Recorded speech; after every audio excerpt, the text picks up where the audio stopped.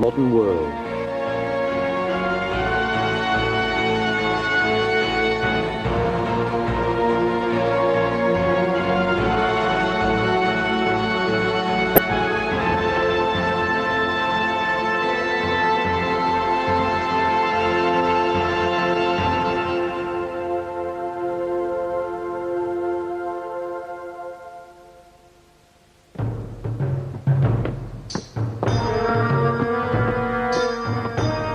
The last years of the Empire of Byzantium were filled with stress and beauty. Faced with enemies, looking for friends, and always waiting for the ending. As it fell, Byzantium's ornaments, its arts and peoples settled on the West like sparks from a burning forest. Sparks that lit the Western world.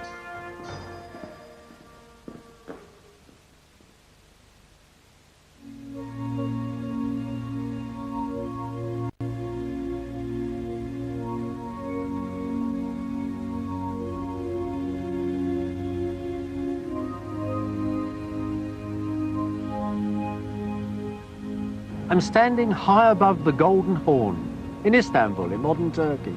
I'm standing right on the edge of Europe too. That's Asia over there.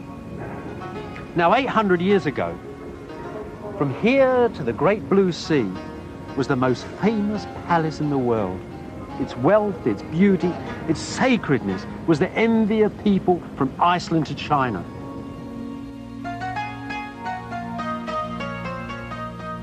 Only the angels in heaven, the Byzantines had said, knew the date of the ending of this dazzling city, the capital of the Empire of Byzantium, which they called Constantin-V.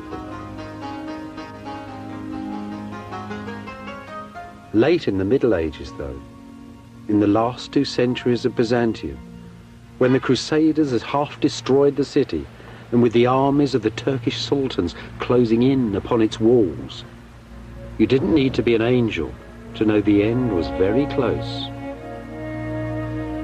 The broken Empire of Byzantium prepared to face its destiny. The emperors moved their palace here, to Vlakanai, right on the city walls. Here they could face all their enemies, the Turks, the Westerners. Here too was a great church and a most sinister prison, where half a dozen emperors were executed or blinded in terrifying family feuds.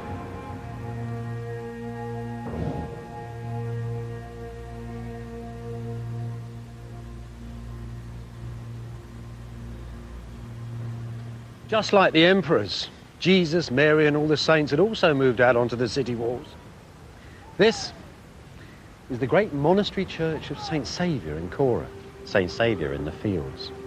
In the last centuries of Byzantium, the city's greatest icons were in this church, waiting to be paraded round the walls in times of siege.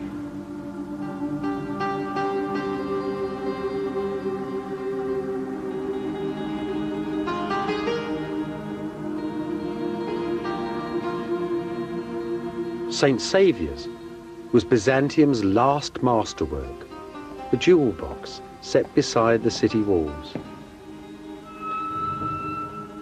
Inside these little city churches, many people found their individual answers to the most terrible dilemma that any culture has to face: the threat of annihilation, of the death of a nation. The imperial crown was stored here, alongside the holy pictures. It's said that on the last night of Byzantium, on the 28th of May, 1453, as the Emperor Constantin Paleologus was praying, the Virgin Mary came down from heaven and asked him to return the crown to her, as God withdrew protection from his holy city.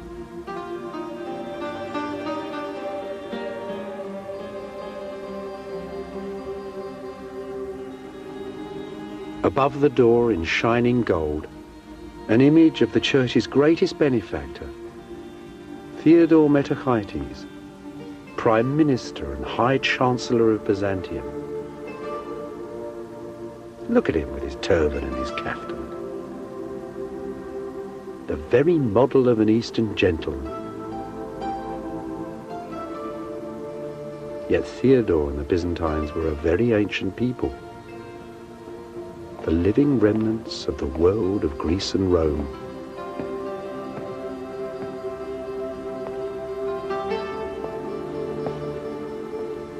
Even by Theodore's day, though, by the 1320s, the great Chancellor had come to the conclusion that Byzantium's ancient heritage was quite exhausted,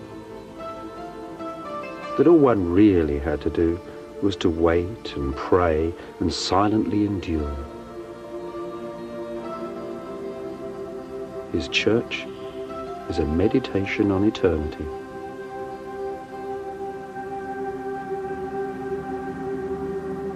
Theodore's artists have given us one of Byzantium's finest images, perhaps one of the greatest paintings ever made.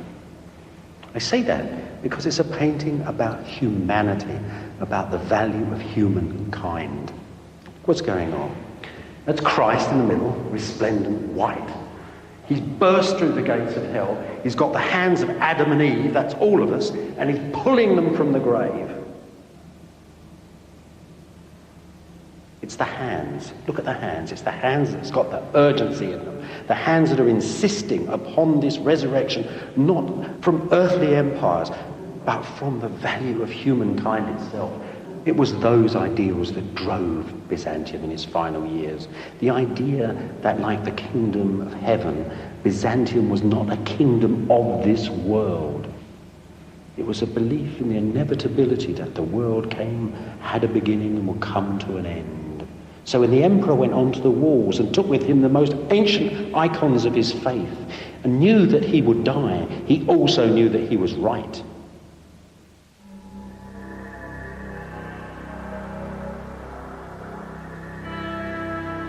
Many Byzantines believed that if an enemy ever broke through these vast old city walls, the very statues of the ancient emperors would come alive and drive the invaders from the city.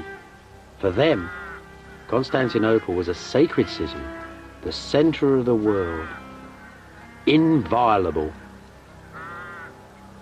Yet they too could see the Turkish armies drawing ever closer and their ancient city descending into ruin.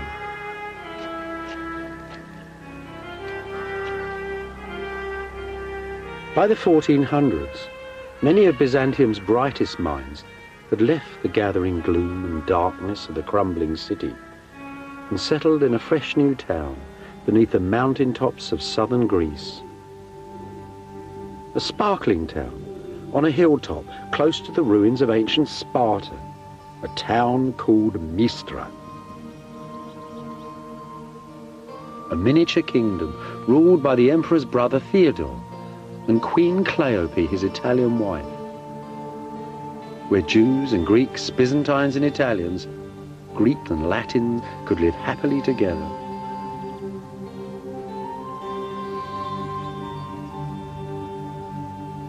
One of the lovely things about Mystra is how small it is, how tiny, how human.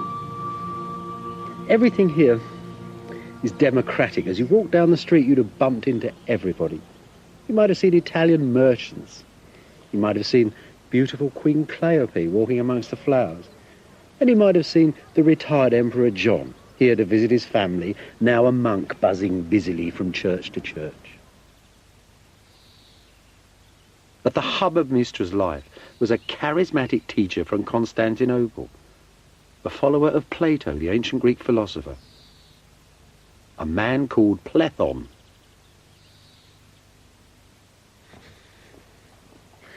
In Plethon's time, Mystra was already famous. It was a little paradise, they said. The men were handsome, the women were beautiful, and the stones were from ancient Sparta itself. But everybody knew that they were doomed.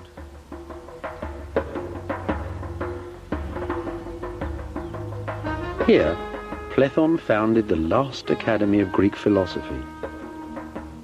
Here, he taught future patriarchs of Constantinople and future cardinals of the Church of Rome as well. as they mingled with the philosophers of late Byzantium. For a brief while, Western visitors to Mistra witnessed the last flowering of the living world of ancient Greece.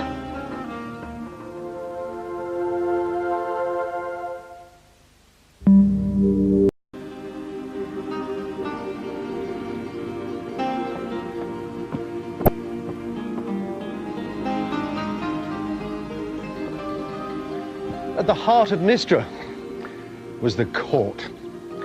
And at the heart of the court, this little pretty church, named after the great old court church of Constantinople, St. Sophia.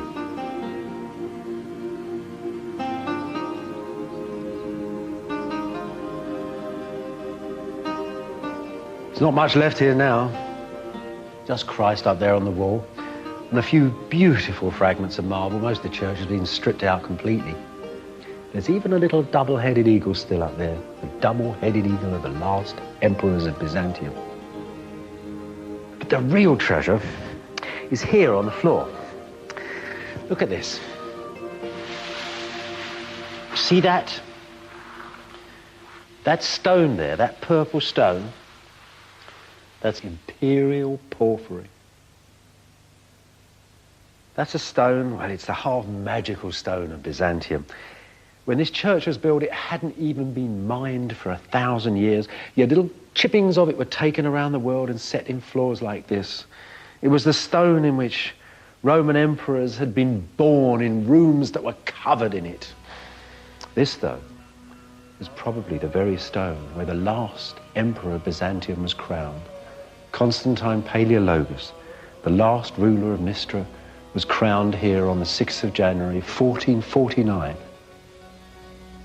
3 years later, he died fighting on the walls of Constantinople as the Turks took the city.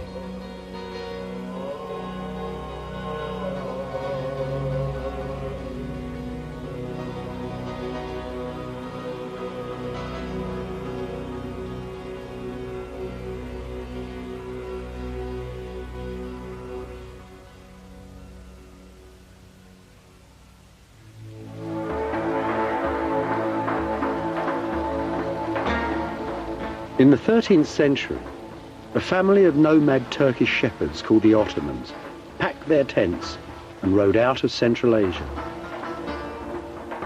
2 centuries later, the Islamic armies of the Ottoman Turks, commanded by members of that same family, had conquered most of the territory of Byzantium and a large part of Southeast Europe too. The centre of this enlarging Turkish empire was a city at the borders of modern Greece and Turkey, the city of Edirne, the capital of the Turkish sultans.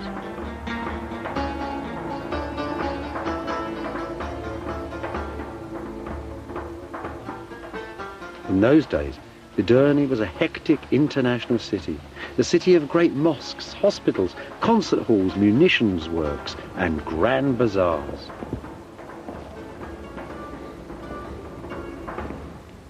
This is one of the colleges of learning at Edirne.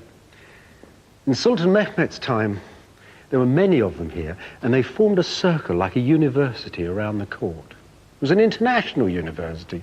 There were Italians here teaching the Sultan's children how to speak Greek. Byzantine nobles sometimes sent their children here for a good education. Old Plethon came here as a young man. Here it was, he met Persian fire worshippers who taught him all about their strange religion. Here it was too. He first read the works of the ancient Greek Aristotle. Clearly this dynamic, international, rich, powerful society was far more than a match for the poor old empire of Byzantium. It was also clear that the ancient city of Constantinople had been engulfed by this adolescent multinational empire, that Constantinople lay at the strategic centre of its trade routes and on the supply lines of the Turkish armies that were eating into Eastern Europe. That is why Byzantium was doomed.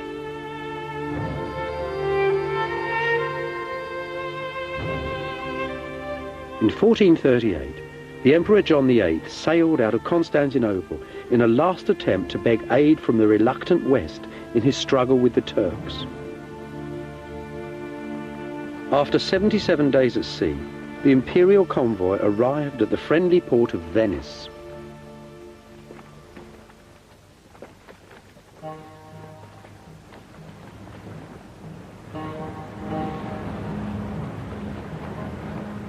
The West had always said that military aid for Constantinople was dependent upon Byzantium's reunion with the Church of Rome. The churches of the East and West, Greek and Latin, had split apart 6 centuries before. So the Emperor John had sailed with his theologians and his bishops, not his generals or his admirals. In all, some 700 people on the sea, the scholars of Byzantium. Plethon, too, had come especially from Mystra in Greece, as had many of his pupils.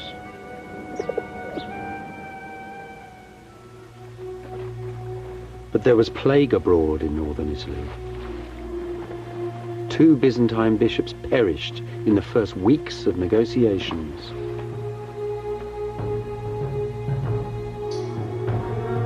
The emperor and his retinue rode away from danger, over the mountains and down to the central plain of Italy. Here, perhaps, at Florence, they might forge that union with the West that Byzantium so desperately needed.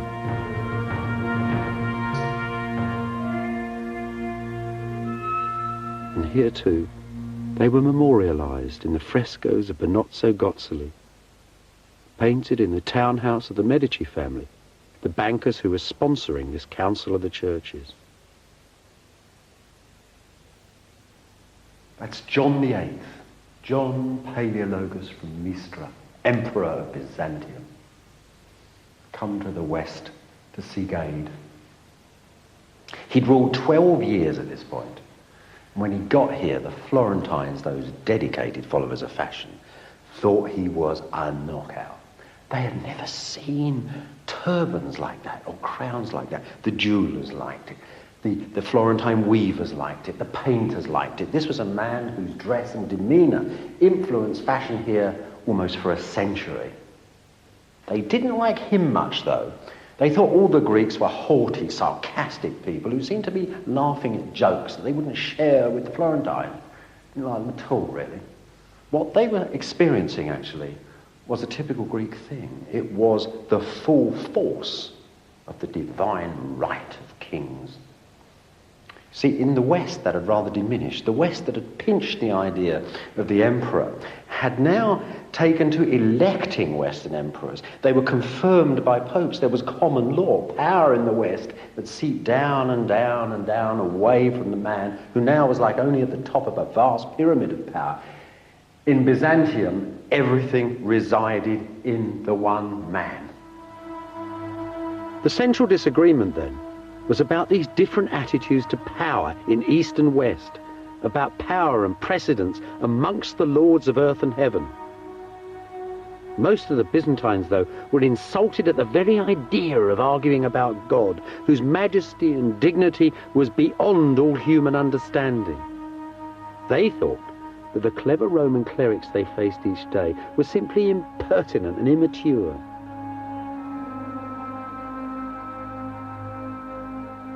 After a year of recrimination and debate, the Emperor John, still desperate for military aid, simply ordered his delegation to agree to most of the West's arguments.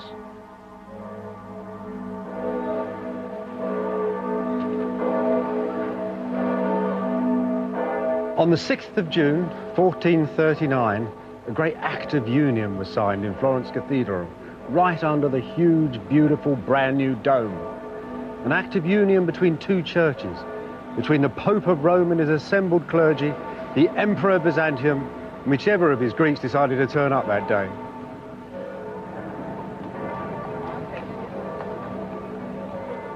The real buzz in Florence, though, wasn't in the great cathedral, it was in the streets.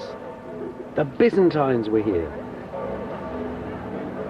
These weren't the old school teachers that rich Florentines paid to teach their kids. These were the geniuses, the brightest minds of Byzantium. And here they were, carrying all the wisdom of the ancient world, it seemed. Now, the brightest of all these Greeks was Plethon.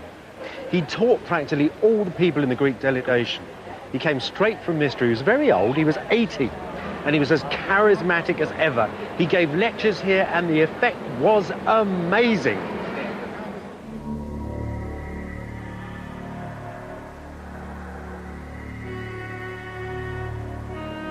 Back at Constantinople, though, the union with Rome caused riots. Italian priests were insulted in the city's churches, and Western Europe sent no aid. Disillusioned, disappointed, the Emperor John died a few years later and was buried here in the monastery of Christ Pantocrator, Christ, Lord of earth and heaven. And at this same monastery, Gennadius the theologian preached that the union with Rome would bring down the wrath of God upon Byzantium.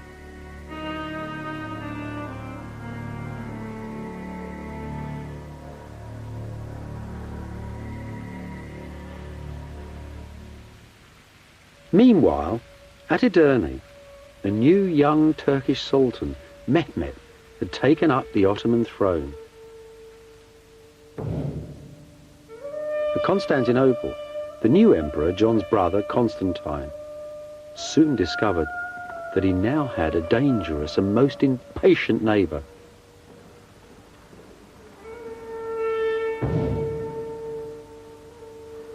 In April 1452, there was a huge row at the court of Sultan Mehmet II. Byzantine ambassadors had turned up complaining that the young man was breaking all his father's treaties. He was too. He was building a huge castle right next door to Constantinople called the Cutthroat. It was the first stages in his planned attack upon the city. And now, in his reply to these ambassadors, he tried to scare the pants on them. Listen to this. These are his very words. Have you the right or the power to control my actions on my own territory? Inform your king that I am very different from my father, that my resolution surpasses all my ancestors. This time, you can return in safety, but the next man who delivers a similar message to me will be flayed alive.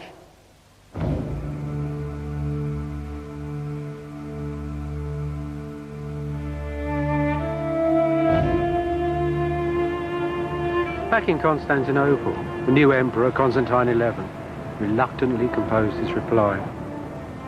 It is clear, he said to the Sultan, that you desire war more than peace. So let that be your desire. I release you from all your oaths and treaties with me, and in closing the gates of my city, I tell you I will defend my people to the last drop of blood. The Turkish mosques in Byzantium were shut. The Turkish troops who were sightseeing in the city were thrown out the gates. Byzantium was at war.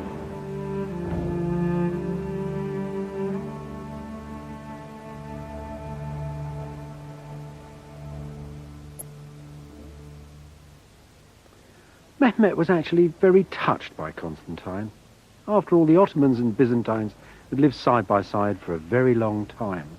They'd fought together in wars. They'd intermarried. But Mehmet was also very determined. Listen to his reply. I shall take your city, he tells Constantine, or the city will take me.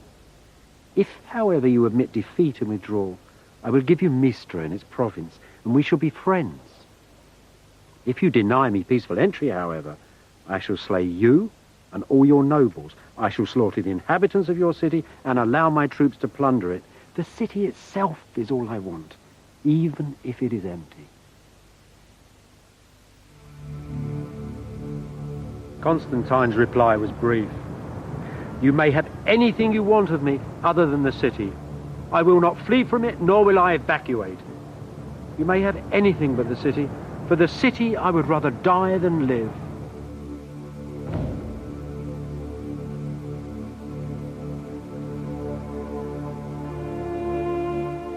On the evening of the 28th, the Sultan Mehmet addressed his armies standing assembled outside the city walls. I give you, he said, the capital of the ancient Romans, the summit of power and glory, the center of the world. I give over to you the men, women, and children of this city, its gold and silver, its silks and furs. All I want are the buildings and the walls. It really was the standard offer of a medieval commander to his troops before the final assault. And they roared in agreement. There is but one God, they said, and Muhammad is his prophet.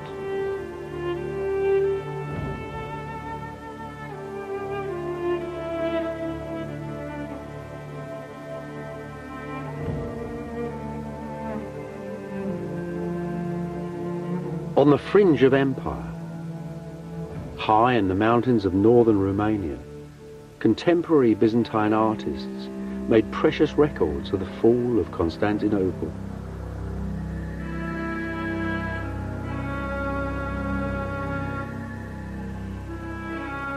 Here's the Turkish armies, waiting for Mehmet to order the final assault upon the city.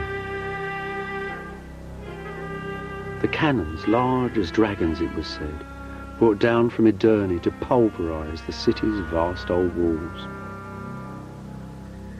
The Turkish navy, fighting all along the Golden Horn, forcing the tiny armies of the Byzantines to fight on two fronts at once. On the city walls, the Byzantines parade the holy icon of the Virgin, the city's sacred shield, just as they had done for 1,000 years and more.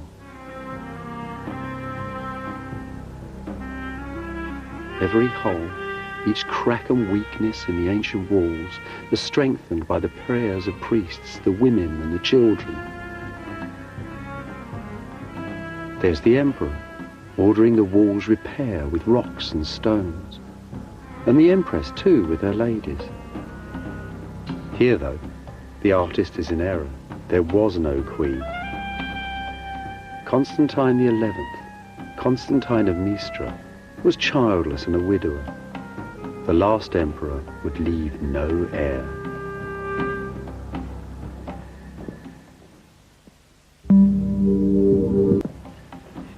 On the last day of Byzantium, an eerie quiet fell over the city.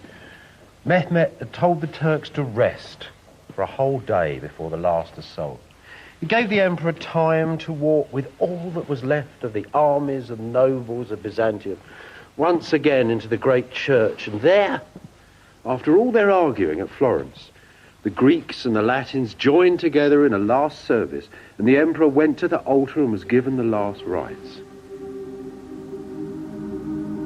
Then he walked back to the palace, and there he made a speech to his commanders.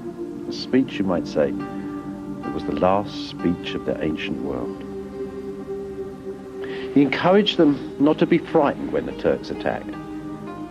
He said that their ancestors, the ancient Romans, were terrified when Hannibal's elephants had charged towards them, that they hadn't run away. Because they were human beings, people with will and mind, and not given to animal desires, and that he and his commanders had mind and will and God and belief upon their side. It was those beliefs of mind that stem back to Greece and Rome and fuel the modern world. And then Constantine, the 11th of that name, went with his men back to the outskirts of his empire, to the walls now of his city. And there he died, the ruler of Rome, the king of Christendom, and the emperor of Byzantium. What actually happened to him is a mystery. Turkish historians tell us only that the emperor was very brave. That Constantine died fighting by the city gates. "The city is taken," he's supposed to have cried, "and I'm still alive." And he ran off towards the battle and into the flash of legend. The man then killed 10 pashas and 60 soldiers with his lance, and at the end poor Constantine was toppled from his horse and cried to God Almighty, the creator of the universe. And the Turks cut off his head and stuck it on a pole.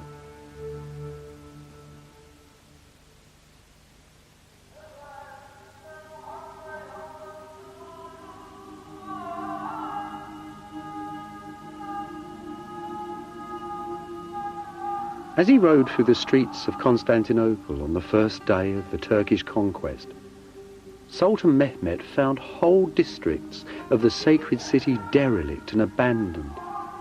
saw hovels and graveyards built amongst the ruins of its legendary palaces.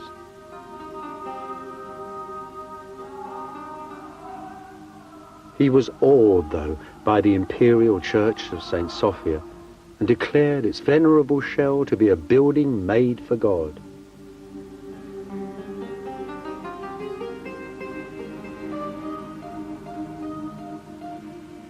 So the Church of St. Sophia, the Church of the Divine Wisdom, was converted to the Mosque of Hagia Sophia, the Mosque of the Divine Wisdom.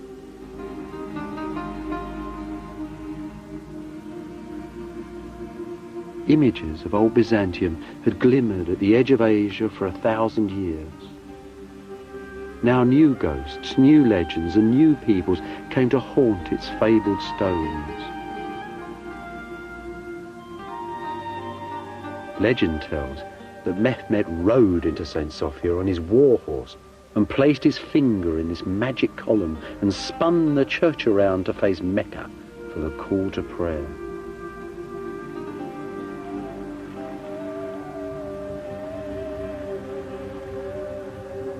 History tells that the Sultan ordered the tomb of Constantine the Great, the founder of Byzantium, to be demolished, along with the burial church of the ancient emperors, and this great mosque, the funerary mosque of Mehmet the Conqueror, was put up in its place.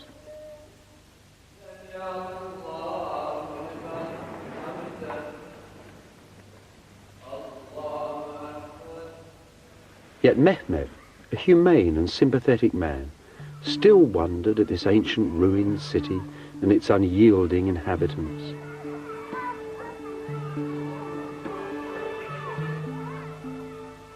The most eminent Byzantine left alive inside the city was Gennadius, the theologian. Mehmet visited him here, in the monastery of Christ Pantocrator. Who were the people of this crumbling ancient city, the Sultan asked him, and what exactly was their faith? Like most of the inhabitants of this most stubborn city, Gennadius would only answer for himself. You may not call me a Greek, he said, because I do not believe as those ancient pagan people once believed. You might call me a Byzantine, because I was born in this city. But I prefer simply to call myself a Christian. He might also have added that he considered himself to be an exclusive member, a leading light of the society that was God's kingdom on this earth.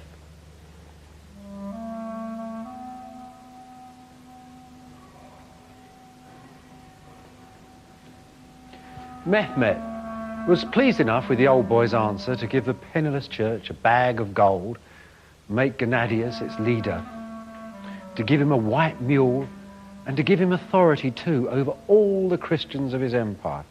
It was an arrangement that lasted for 4 centuries.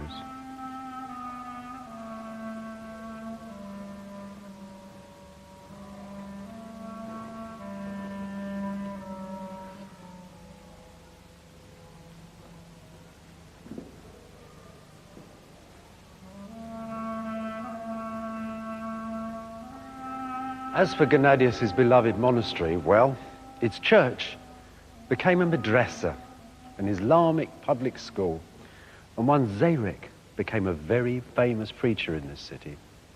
Now, when Mehmet first came to the church, his quick eye had noticed a great line of stone sarcophagi along the aisle there. In fact, they were the tombs, the sarcophagi, of the last kings of Byzantium. John of Florence was buried here, his brother, their queens. These he took for his new palace in the city.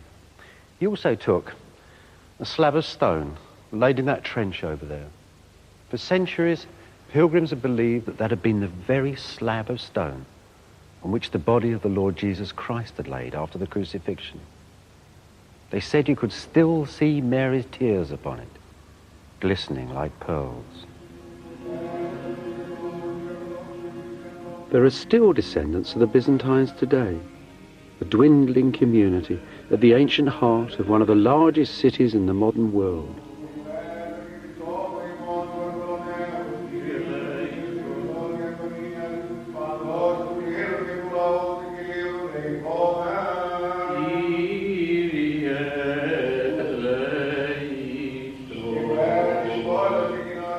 Their worship in this sole surviving ancient church is guaranteed by the proclamations of ancient sultans hanging on its walls.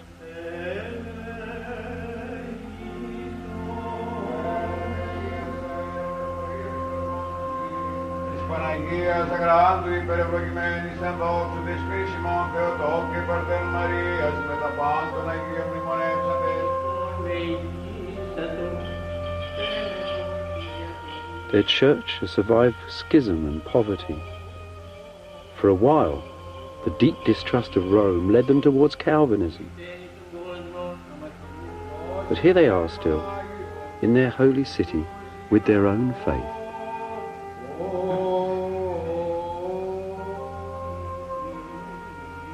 Scattered too, through myriads of monasteries and far-flung churches, pale shadows of the ancient earthly empire of Byzantium.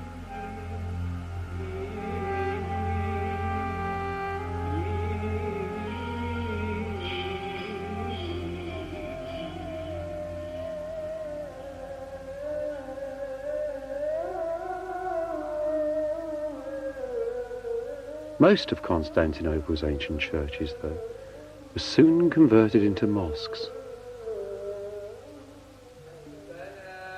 This little mosque was once a chapel in the ancient palace of Byzantium.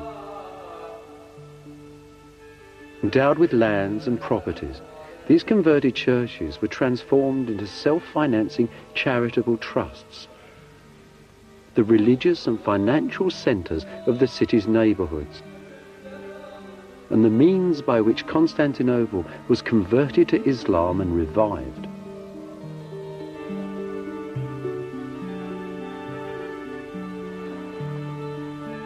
Under Turkish rule, Constantinople was to become a rich and thriving city once again, the centre of a mighty empire, just as it had been 1,000 years before.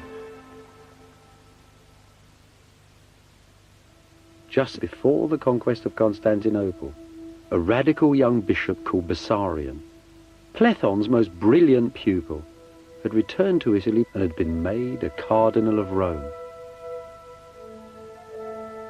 Some historians detect his portrait in this tragic bearded figure talking with Italian friends, chic young men of the Renaissance, painted by Piero della Francesca. Here at Rome, Bessarion did what Byzantines had done at Constantinople for centuries. He made a villa by the city walls. This villa, one of the first in the modern Western world. A memory of old Byzantium. Bessarion spent his life making a memorial for Byzantium by founding an academy of scholars.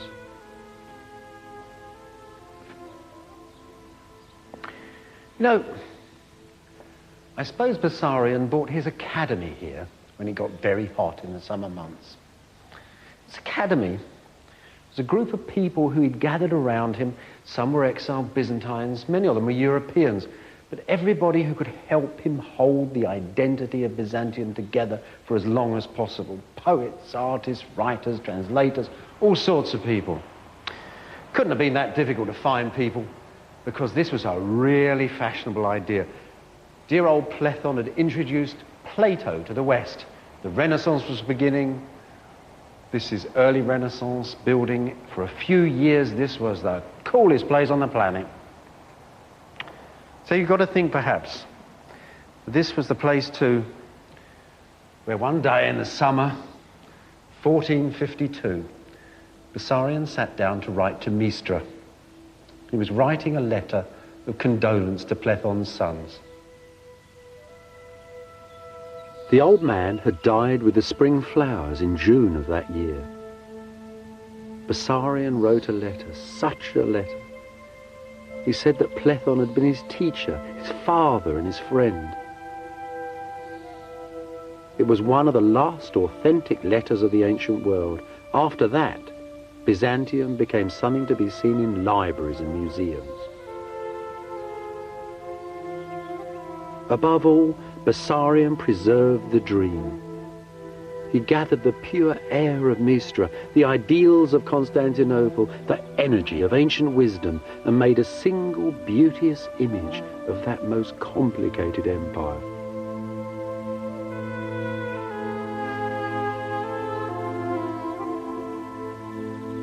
Bessarion was an enabler, a producer, a preserver of ideas and images, the assembler of the largest Byzantine library the world has ever seen. A collection whose fragments are still stored in the great libraries of the West. The man was Mr. Byzantium. He supported huge numbers of fellow exiles.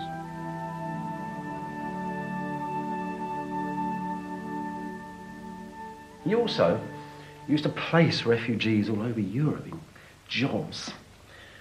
This is a handmade Greek text of Homer's Iliad, made by a refugee from Mistra.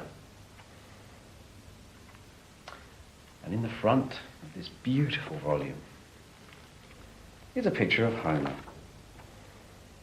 wearing a Byzantine hat.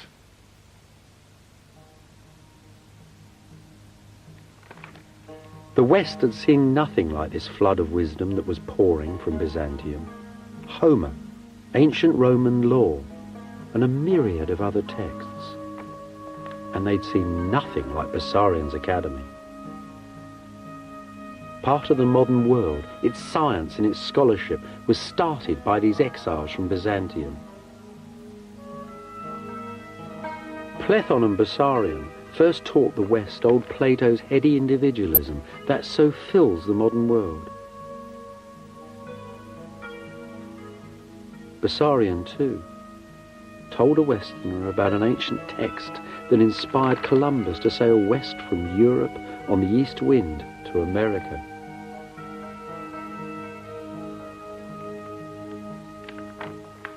There is, though, a deeper and yet more fundamental legacy. A vision of a universal order that stretches back through Byzantium, through Roman Greece to the Bible and the most ancient East. A vision that still fills the world today. A vision that exiled Byzantine artists drew out for us in dazzling detail at Voronezh, the most beautiful of Romania's lonely monasteries. See that cross there in the middle? That's the cross of our Lord standing on the holy throne of Byzantium, the center of the world. To the left is good and paradise. There's all the lords and ladies of Byzantium pressing through the pearly gates. On the right, hell, the Turks and everybody else, all the bad people struggling to get out. Good and bad, plus and minus, past and future, with heaven above and hell below, and pure energy at the center. A structured universal order that the modern world still understands and uses every day. And if there's nothing there that you can see from the modern world, just look at those demons, as black as SS officers, prodding their victims towards the ovens. That's a hell we've made reality. Look at that over there in paradise, the tree of life, the center of man's wisdom, the very plant that the god Gilgamesh 6,000 years ago in ancient Ur in Mesopotamia searched for. To him, the elixir of life was understanding. For us, perhaps, it's penicillin. Then again, there's something here that's unique. Above all the bustle of the world, the lords and ladies, the gods and demons, coming through and behind the very scroll of time itself, the Lord of the universe. The heart of the atom, heaven's order in a grain of sand. Byzantium's fundamental legacy, this image of a universal structure. A universal order is as basic to the order of the modern world as is DNA to every individual in it.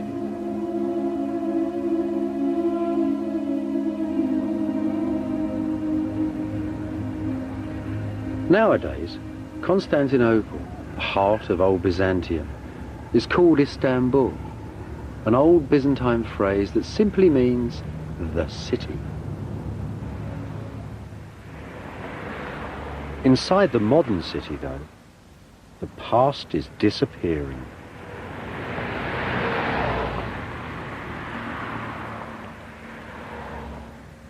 Ruins are often melancholy, but they should seldom make you angry. The end of Byzantium wasn't really brought about by the wicked West or the terrible Turk. Things pass, as the poet said.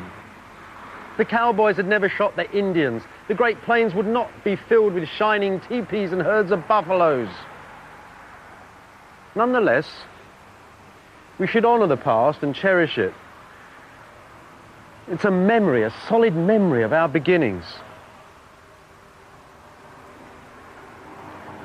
And think of Byzantium too, as a flash of silver, as a dream of jewels, as an image of a god sitting on a golden throne and of an emperor sitting in this palace in his imitation. Think of the culture that gave us the rule of Roman law, and the image of a holy mother, much beloved, caressing a baby child. And think of Byzantium too, this extraordinary empire set between the East and West, whose very ending set those two things far apart, but in whose own time gave so many good ideas to both of them.